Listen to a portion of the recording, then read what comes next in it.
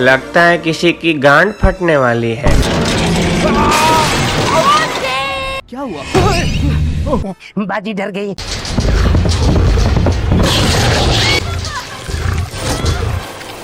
सब खा गए, कुछ नहीं बचा।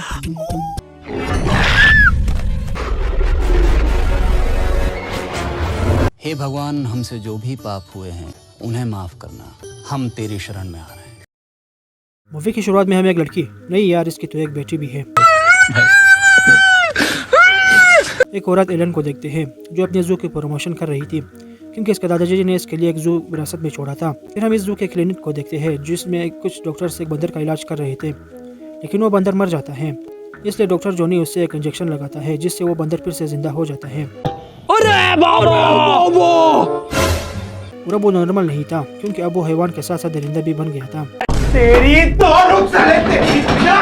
अब वो हमला करके उन सब की मार देता है। दूसरी तरफ एलन एक बस लोगों से भरकर जू की तरफ जा रहे थे क्योंकि जू में मजदूरों की जरूरत थी। एलन उन सब के फोन को जमा कर लेती है क्योंकि इसके हस्बैंड का एक पीसीओ है। पैसा ही पैसा होगा। अब वो सब जू पहुंच जाते हैं जहाँ पर एलन की बेटी के एक गोरिल्ला से अच्छी दोस्ती थी। अब एलन सिक्योरिटी रूम में जाती है लेकिन वहाँ के हवलदार जू की क्लिनिक जाने वाले थे क्योंकि वहाँ पर किसी ने इमरजेंसी का अलार्म बजाया था। एलन के मजदूरों में एक लड़की लिजी भी आई थी जो सिक्योरिटी गार्ड के इंटर्नशिप के लिए आई थी। लगता है इस लड़की को कहीं पर तो देखा है।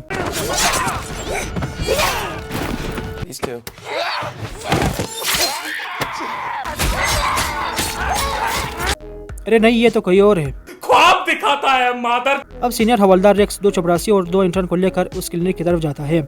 लिजी के पास एक गन भी थी जिसके बारे में वो हवलदार रेक्स को कुछ भी नहीं बताता। बदल बाय बाय बाय। अब ये सब क्लिनिक के अंदर जाते हैं जहाँ पर डॉक्टर जॉनी मरीजों का इलाज कर रहे थे। इन्हें एक दरवाजे के पीछे डॉक्टर जॉनी दिखाई देता है जो कि बुरी तरह खून में लथपथ थे, इसलिए अब वो इस दरवाजे को खोलने की कोशिश करते हैं लेकिन वो दरवाजा जाम हो गया था, इसलिए वो दया को बुलाते हैं। अब वो बात नहीं रही तुम्हारे कंधे में, मुठ मारने लगे हो क्या?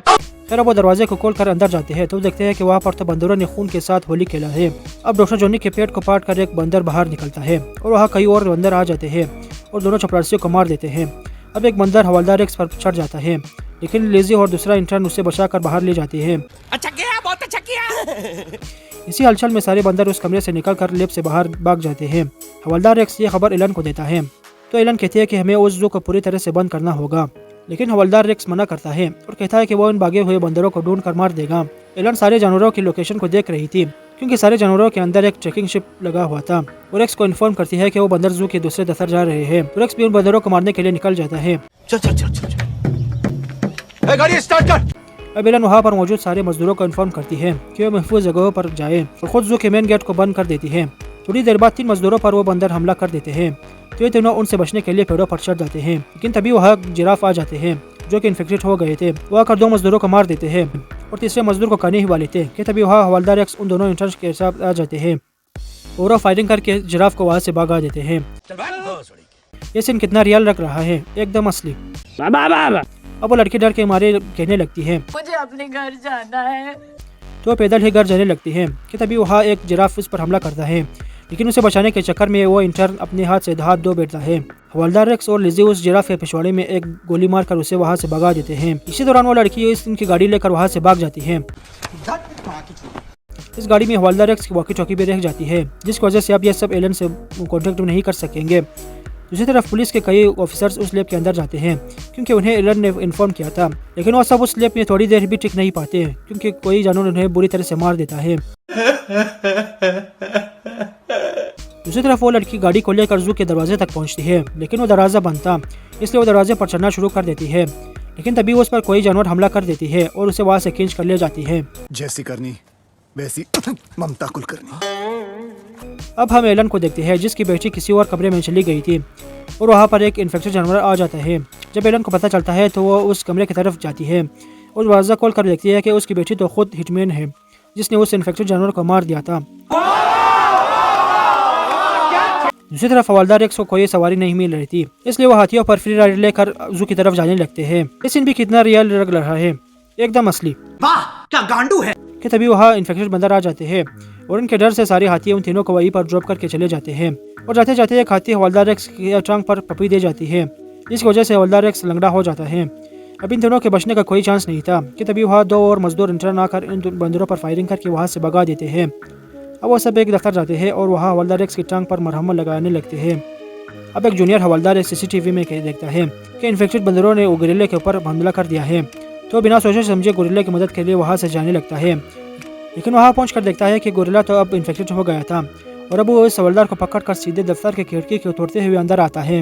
ओह शिट, मेरा तो गांड फट गया। अब गोरिल्ला 2 मजदूरों की गांड मारने के लिए उनके पीछे पड़ जाता है, तो हवलदार एक्स उन सबको बचाने के लिए गोरिल्ला के ऊपर हमला करके उससे स्टेप करता है। लेकिन गोरिल्ला का तो बाल भी बाका नहीं हुआ था और वो हवलदार एक्स को पकड़कर उसकी खोपड़ी को ही कुचल देता है। मतलब माँ चोद दी। अब गोरिल्ला उन तीनों को भी मारने के लिए उनके पीछे पड़ जाता है, लेकिन वो तीनों किसी तरह गोरिल्ले से अपनी गांड बचाकर भाग जाते हैं। रास्ते में इन्हें वही लड़की मिलती है जो बहुत ही बुरी हालत में थी कि उन जानवरों से कैसे भाग निकली। अबे मुझे क्या पता, मुझसे पूछे जा रही है बार बार। फिर अब वो लड़की मर जाती है। पता लगाओ जादव, पता लगाओ कि 13वीं कब है।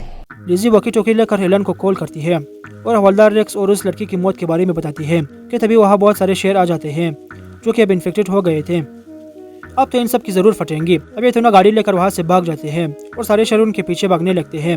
वाह, डायरेक्टर ने तो शेरों को कुत्ता बना दिया है। फिर वो तीनों किसी तरह उस शेरों से पीछा छुड़ा लेते हैं और गाड़ी को ले जाकर एक पेड़ में जा मारते हैं, जिससे इन तीनों को थोड़ी भी खराश नहीं आती। अब वो तीनों आगे बढ़ रहे थे कि रास्ते में इन्हें हाथी दिखाई देते हैं।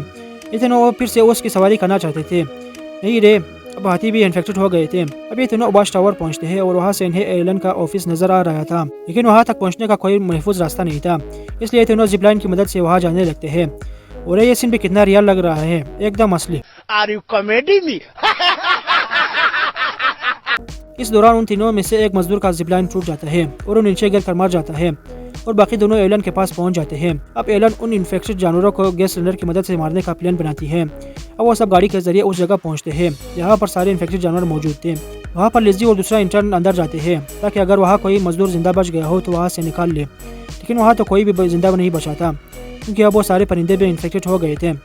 कुछ परिंदों ने वहाँ मौजूद एक मजदूर के पेट को पाड़ कर अंदर ही घोंसला बना लिया था। इसे देखकर उन दोनों की और मेरी भी फट कर हाथ में आ गई थी। हमको जिंदा मत छोड़ो सालो। उन दोनों पर भी परिंदे हमला करने लगते हैं, लेकिन ऐसा थोड़ी होता है, वो दोनों किसी तरह उन परिंदों को मार देते हैं। दूसरी तरफ एलन उस जगह पर पेट्रोल छिड़क कर आग लगा देती है क्योंकि बाकी जानवरों के साथ साथ परिंदे भी इन्फेक्टेड होकर पिंजरों को तोड़ रहे थे। अब वहाँ लिज़ी और दूसरा इंटर्न भी आ जाते हैं। लिज़ी बताती है कि ये आग तो बिल्डिंग से पहुंचने से पहले ही सारे परिंदे पिंजरों को तोड़कर निकल जाएंगे, इसलिए अब ये तीनों गाड़ी को सिलेंडर के साथ ही उस बिल्डिंग में उड़ा देते हैं, जिससे सारे जानवरों के साथ साथ वो बिल्डिंग भी उड़ जाता है। अब ये तीनों खुशी मना रहे थे कि तभी वहाँ गोरिल्ला आ जाता है और इन सब की बारी बारी लेने की कोशिश करता है। मुझे भी चाहिए। लेकिन एलन उसे एक हेडशॉट मार देती है, जिससे वो गोरिल्ला मर जाता है। अब ये सब महफूज हो गए थे। एलन दुखी थी क्योंकि वो जू से लाखों डॉलर छापने का सोच रही थी, लेकिन लिज़ी उसे समझाती है कि जान महफूज होनी चाहिए, पैसे तो फिर भी आ जाएंगे, चिल ब्रो। ये तो टट्टी है। और इसके साथ ये मूवी यहीं पर ख़त्म हो जाती है। मूवी के पोस्ट क्रेडिट सीन में हम गोरिल्ले को देखते हैं जो कि अभी तक जिंदा था। शिट यार, इसका मतलब इस मूवी का सीक्वल भी आएगा ऐसी बेकार CGI के साथ। भाई पैसा हो तो क्या कुछ नहीं हो सकता।